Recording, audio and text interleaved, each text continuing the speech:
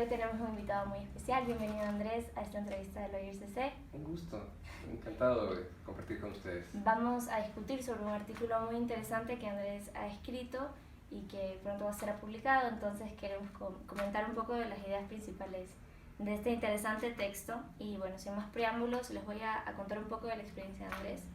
Andrés es MBA en Finanzas, ingeniero comercial y Doctor of Business Administration, además de máster en Filosofía por la Universidad de Maastricht y la Pontificia Universidad Católica de Perú. Además es un candidato al máster de Economía y Finanza por la Universidad Arturo Prat y candidato a doctor en Economía y Finanza por la Universidad Benito Juárez. Actualmente es presidente de la Cooperativa de Ahorro y Crédito Corfinal y analista económico. Es miembro del Foro de Economía y Finanzas Públicas del Ecuador.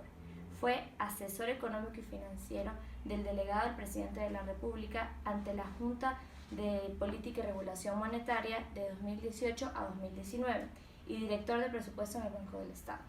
Realizó una pasantía internacional como representante del Ecuador ante el Banco Internacional de Desarrollo en Brasil. Es docente, experto económico y reconocido financiero a nivel nacional e internacional. Bienvenido, Andrés, muchas gracias. Gracias a ti, un gusto.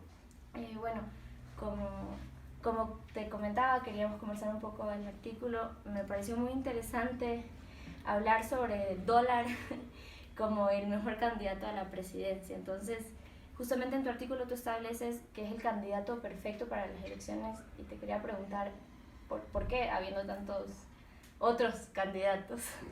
Sí, una pregunta muy clave, ¿no? Claro, el objetivo era entablar un clic, algo ameno con el lector, algo que capte la atención, ¿no? Y justamente se me ocurrió, bueno, hay un abanico tan amplio de candidatos en este momento, dos que son los más fuertes y que probablemente pasen una segunda vuelta electoral. Estamos hablando de un candidato de derecha y un candidato de izquierda, ¿sí? Y básicamente, en lugar de en este momento que el Ecuador se polarice y que encuentre muchas diferencias, ya después de la pandemia vamos a tener mucho que reconstruir. Entonces, lo que debemos ver es cuál es el camino correcto para el Ecuador, y es simplemente el hecho de que se garantice la dolarización. El tema monetario ha servido para que la inflación, que estaba en el 100% a finales del 99, inicios de 2000, que esta inflación se logró bajarla, era una hiperinflación prácticamente cercana al 100%, y en cuestión de 2-3 años se logró llevarla a un dígito bajo. Eso fue fruto de la dolarización. Posteriormente también el dólar pues aguantó con temas como el derrocamiento de un presidente, la llegada de otro que lo atacó muchísimo al dólar desde los artículos académicos. Sin embargo, lo que sostuvo realmente la economía en estos últimos años ha sido la dolarización. Ha traído estabilidad macroeconómica, control de inflación, control de precios, también un crecimiento económico que es modesto, pero crecimiento al fin y al cabo, que está entre el 3-4% en comparación, por ejemplo, con nuestros vecinos Perú, hasta el 7-8%, Colombia tal vez con un 5%, pero si no hubiese sido por la dolarización, Ecuador hubiese caído en una espiral hiperinflacionaria, como ahora sucede con algunas economías. Vemos Argentina con una pobreza multidimensional muy grande, con una hiperinflación también, ni hablar de Venezuela. Entonces el dólar ha sido clave, y claro, lo personifico, digo dólar presidente, es porque realmente en lugar de ponernos en una discusión de derecha o de izquierda hay que ser pragmáticos, o sea, ¿qué funciona? ¿Qué trae estabilidad? ¿Qué trae progreso? Y en ese sentido, pues, saber qué plantea cada candidato, ¿no? Y si es que hay un hecho de fortalecer la dolarización, de no echar lodo, como se dice popularmente, ¿no? Como hemos visto algunos candidatos que lo hacen, que crean un pánico económico, financiero, hay mucho nerviosismo. El riesgo país de Ecuador llegó hasta 6.000 puntos hace pocas semanas, antes de la renegociación de deuda con los tenedores de bonos. Hace algunos años igual, a picos históricos de 5.000 puntos, casi 6.000 por el caso de especulación de deuda pública externa. Igual mercados financieros internacionales siempre se espantan cuando hay o un anuncio o una tendencia política, cuando hay un escenario electoral, pues depende mucho de quiénes son los candidatos que llevan la delantera. Entonces eso también fluctúa mucho el riesgo país, y a Ecuador le conviene en este momento mantener una estabilidad, un discurso muy maduro, muy sereno, que vaya en el sentido de no dar señales de criticar la dolarización o de pretender cambiar de moneda. Eso es básico, por eso digo, el dólar es el candidato ideal. Sobre eso, la verdad es que, como te lo dije ya, me encantó el artículo, justamente porque propone, lejos de lo que se vive en un ambiente electoral, que son polarizaciones, mucho populismo, mucha alarma, es un artículo que propone una visión más bien objetiva. O sea, como tú bien lo dices, analicemos qué es lo que va bien y qué es lo que no en el país. Ahora, también tú mencionas que igual, o sea, a pesar de lo bueno que ha traído el dólar, igual la situación económica del Ecuador no es la óptima. Sí. Entonces, te quería preguntar cómo lo evalúas y también a qué se debe esto. Y sé que para ti el factor corrupción es central en ese análisis. El meollo del problema. Sí, justamente. Bueno, los diferentes sectores de la economía. Tenemos el sector real, aquí los principales indicadores, ¿no? El Producto Interno Bruto para este año sufrirá una contracción, según proyecciones del Fondo Monetario Internacional, de casi el 11%. En la región de América Latina y el Caribe será casi el 10%, es decir, estamos encima del promedio de la región de esa contracción económica, ¿no? Hay otro país que también se lleva una de las peores partes, que es Perú, casi 13%, 14%, pero Perú ha venido a un ritmo de crecimiento muy acelerado en los últimos años, ha sido el país con más crecimiento económico en Latinoamérica. Entonces, por eso también esta pandemia le golpea fuerte, ¿no? Sector real de la economía, como digo, contracción de casi el 11%. Desempleo y subempleo, tendremos aproximadamente 2 de cada 3 ecuatorianos en la población económicamente activa entre desempleo y subempleo. Es altísimo, es un tema que hay que manejarlo, ¿no? Vamos al sector finanzas públicas, y aquí es el meollo del asunto. El endeudamiento subió en los últimos 15 años más o menos desde el 15 a 20%, actualmente hasta casi el 65%. Entonces ha sido una bola de nieve. ¿Por qué? Porque a pesar que Ecuador tuvo récord de precio precio y volumen en el tema petrolero, precio del petróleo y volumen de exportación de petróleo, esos dos factores fueron bondadosos, pero en esos años donde tuvimos un boom petrolero mejor que de la década de los 70, estoy hablando de los 2010 hasta el 2015 más o menos, dejamos pasar una oportunidad de oro, porque realmente en esta época fue cuando Ecuador justamente concentró mayores déficits del presupuesto general del Estado. Creció la economía de casi 60.000 millones de dólares del Producto Interno Bruto, casi 100.000 millones. Hay diferentes maneras de crecer, voy a hacer una comparación, ¿no? Es como, por ejemplo, una persona que se dedica al físico-culturismo. Puede crecer con anabólicos, su cuerpo, ya. O puede hacerlo de una manera sana, con alimentación, con ejercicio, ya. No con químicos. Más o menos es una comparación que establezco, porque lo que hizo Ecuador fue crecer con deuda, ¿sí? Y con gastos, sí, estratosféricos. Entonces, claro, al final la factura llega, ¿no? Y fue una bola de nieve, fue ese crecimiento de la deuda desmedido que se tradujo en inversión pública, sí, pero ahí está el meollo del asunto al que hago referencia, la corrupción.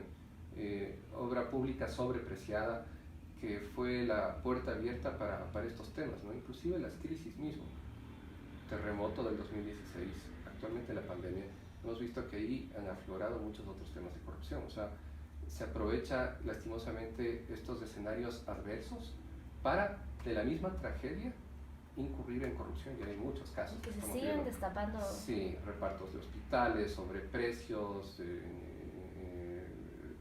insumos médicos, etcétera, ¿no? Y la corrupción significa aproximadamente en los últimos 13 años 65.000 millones de dólares de pérdidas para Ecuador. Eso quiere decir, en promedio, 5.000 millones de dólares en pérdidas por cada año. Eso es el 5% del Producto Interno Bruto anual, ¿no? O sea, y 65.000 millones de dólares es otra deuda pública. Es decir, si Ecuador hubiese controlado estos temas de corrupción, no erradicar, es tal vez utópico, ¿no? Pero sí controlarlo, o sea, prevenirlo. Si no tendríamos corrupción, ya estaría pagada esa deuda externa. Y eso también respecto de, claro que el tema de corrupción nos tomaría toda una tarde conversar, sí. Pero ¿cómo ser un país que no caiga en eso? O sea, ¿cómo desarrollar políticas públicas? Tú mencionas también sobre las finanzas públicas sostenibles, que justamente sí. Al no sostenerse en el tiempo genera muchísimo perjuicio a la estabilidad del país. ¿Cómo no caer en eso? Ya, es una excelente pregunta. Eso parte desde la misma base constitucional. El próximo presidente tendrá una labor titánica si es que quiere hacer reformas estructurales. ¿Esto qué quiere decir? Tenemos una constitución hipergarantista actualmente, ¿sí? Se garantiza todo. Los ciudadanos tienen muchos derechos, pero las obligaciones se les ha dejado de lado. Entonces, el mismo modelo económico, que actualmente el sistema económico de Ecuador es social y solidario, ¿sí?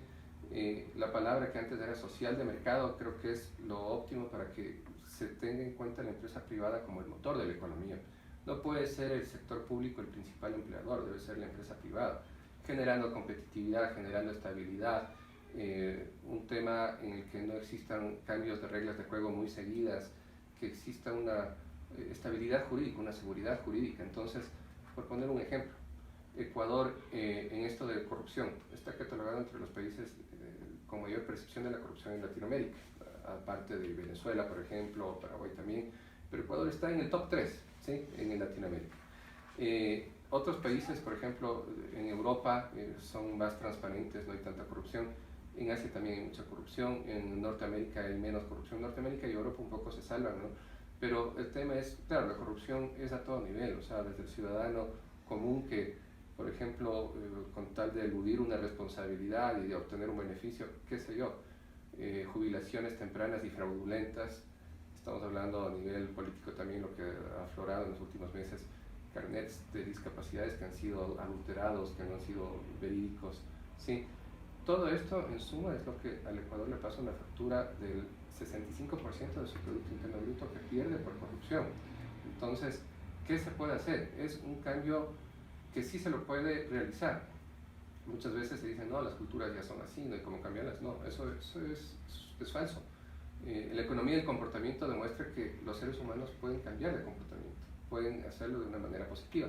No es de la noche a la mañana, pero es obviamente empezando desde un marco constitucional en donde se haga respetar la Constitución, la ley, y que no genere un populismo, la política pública, en donde se empieza a garantizar todo y al final no se puede sostener porque no es financieramente viable. Entonces va por ahí el asunto. Y también me parece interesante lo que dices, coincido.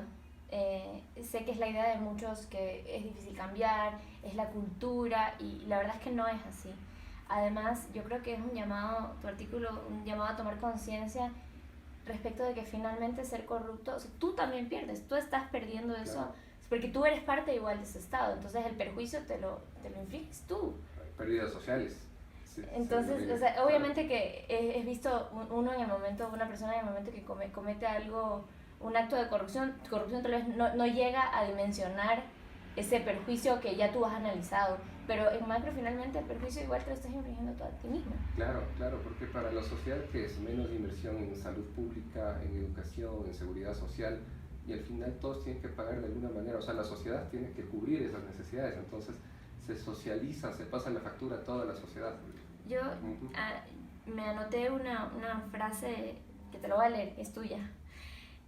Ecuador no merece ser gobernado por gente que se embriaga de poder, por corrupción, por populismo y por quienes generan una división y lucha de clases. ¿Cuál es el tipo de gobernante entonces que se merece Ecuador? Conciliador, pragmático, que demuestre que la empresa privada es el motor de la economía y que no es el enemigo, brindando reglas de juego claras al sector privado para que invierta, ¿no? O sea, que tengamos inversionistas locales y extranjeros, porque con Ecuador se dio una situación penosa, que inclusive los inversionistas locales se establecieron en Colombia, en Perú, a pesar de nosotros tener la fortaleza monetaria, ¿no? Pero fue por estos cambios de reglas de juego, hasta cierto punto persecución que se realizó a la empresa privada. Un tipo de maltrato es también subir mucho la carga impositiva. Por ejemplo, en América Latina y el Caribe, en los últimos 10 años creció la carga impositiva, pero solo al ritmo del 0.7% en relación al PIB. Estoy hablando de toda América Latina y el Caribe. Pero Ecuador creció esa carga impositiva en 2.5%, es decir, 3 veces el promedio de América Latina. O sea, tenemos una carga impositiva muy fuerte. Y los impuestos, claro, aquí viene la discusión, si son buenos o malos, o sea, depende del destino, pero lastimosamente en el caso de Ecuador el destino no ha sido bueno, ha sido pago de burocracia, y vemos obra pública sobrepreciada y pérdidas por corrupción. Entonces, el ciudadano común se da cuenta, finalmente, a ver, mis impuestos están sirviendo para algo, o tengo una seguridad social ya quebrada, o tengo acceso a salud efectivo o no, eso ya al final es el ciudadano el que dice, pago impuestos porque tengo un beneficio, ¿no? Pero eso en Europa tienen impuestos altos, pero reciben esos beneficios, claro, no tienen esa inseguridad que a futuro tendré mi jubilación, tendré prestaciones médicas, ¿no? O sea, allí funciona muy bien el sistema, porque no hay corrupción. Ahora, ya como para ir cerrando la entrevista, Claro. Obviamente es maravillosa la idea del dólar como presidente en Ecuador, pero no siendo factible que sea el dólar, no te pido nombres, no, obviamente, pero ¿cuál sería el gobernante justamente y qué políticas debería tomar, en Bastilla obviamente, pero qué políticas debería tomar para hacer de este país o levantarlo? Porque es triste lo que me cuentas, porque a pesar de haber contado con una herramienta tan importante como el dólar, igual Los resultados no son óptimos. Los resultados no han sido los óptimos y yo creo que la experiencia de la pandemia, todo lo que sucedió a nivel mundial, que creo que llama a algo de esperanza y algo de ver un escenario objetivo, lejos de ideologías, sino que realmente algo que permita levantar el país. Sí. Entonces, ¿cómo lo ves? Es una excelente pregunta y justamente para no herir susceptibilidades, en el artículo menciono que uno de los candidatos tiene mi nombre, Andrés, y la inicial de mi apellido. Bueno, ya dejo ahí a la imaginación y conclusión de las personas, ¿no? Pero bueno, esta persona pues ha seguido ¿qué puedo decir? Un libreto nocivo, ¿no? De su líder político, prófugo, dicho sea de paso, que lastimosamente a Ecuador pues le generó un nerviosismo a nivel internacional, que se encarezca el fondeo a nivel internacional, que Ecuador tenga que recurrir a préstamos caros con acreedores asiáticos. Se peleó Ecuador con los multilaterales tradicionales que tienen fondeo mucho más barato y a mejores plazos, mejores condiciones financieras, ¿no? Dirán, bueno, pero el tema es que exigen mucho, hay medidas estructurales que exigen estos multilaterales. A ver, es simplemente de poner los pies en la tierra y decir hasta dónde aguanta el país, ¿sí? Este modelo, con esta constitución que ya tiene pues 12, 13 años, casi va a cumplir el próximo año 13 años, ha fracasado. Entonces ese es el punto de partida. Y si es que en el tema presidencial para el año 2021, ya estamos en una etapa preelectoral, el candidato que garantice con hechos, no con palabras, o sea, que realmente va a afianzar el sistema monetario, financiero, que no va a criticar la dolarización, que no se le van a ocurrir ideas nocivas como por ejemplo empezar a emitir dinero inorgánico, que ya más o menos sabemos cuál es la tendencia de cada uno de los candidatos, ¿no? Por eso personifico al dólar y digo es el candidato ideal. Pero al ser así también hay otra frase que yo digo, ¿no? Mi poder en la constitución o mi poder en la dolarización.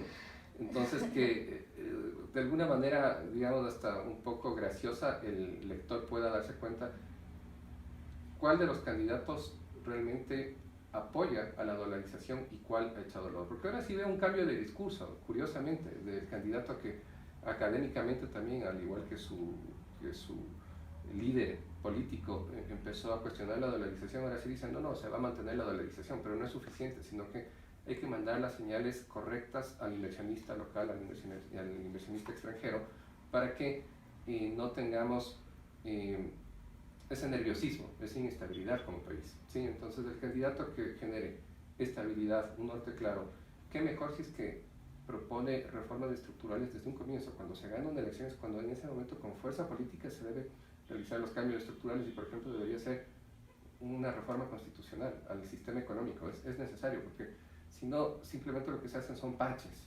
Han habido medidas parches en materia de política económica durante los últimos años, pero el problema estructural de ver esa carga tan pesada para el Estado al haber garantizado todo y al haber tenido la puerta abierta para obra pública sobrepreciada y que nos genera corrupción, lo que hay que hacer es primero definir el sistema económico como social de mercado, puntualmente, ¿sí?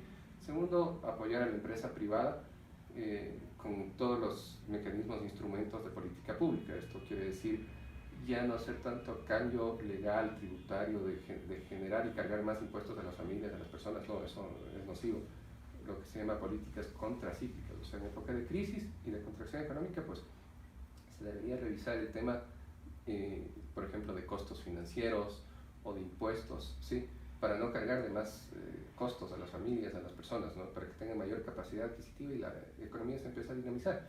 Entonces, puntualmente, esos son los pasos a seguir, una hoja de ruta, más o menos en la pregunta que me realizas, esa sería la hoja de ruta a seguir, o sea, que con fortaleza política, si es que gana un candidato que no sea de izquierda, pues sea quien lleve el país a un cambio de un modelo paternalista y de exceso de gasto y de corrupción a un modelo modesto en el sector público, ¿sí? Que se puede recortar gasto al menos de unos 2.000, 3.000 millones de dólares anuales. Con eso ahorraríamos en 20 años ya 60.000 millones de dólares y es ya pagada la deuda pública, pero hay que tomar las decisiones pronto. Por ahí va el sentido, o sea, Ecuador necesita un cambio de rumbo y que eso se respete a largo plazo, o sea, independientemente de los gobernantes de turno, como lo han hecho países, por ejemplo, como Chile. Ha tenido gobernantes de izquierda, de derecha, pero han respetado su hoja de ruta. Es una política pública, una política de Estado a largo plazo que la respeta. En Ecuador puede ser lo mismo. La verdad es que me ha encantado conversar contigo, Andrés. Muchísimas gracias nuevamente por recibirnos. Gracias. Y gracias ha sido, a ustedes, la verdad, a Roger S. ha sido la verdad un gusto. Pueden encontrar esta entrevista en Roger S.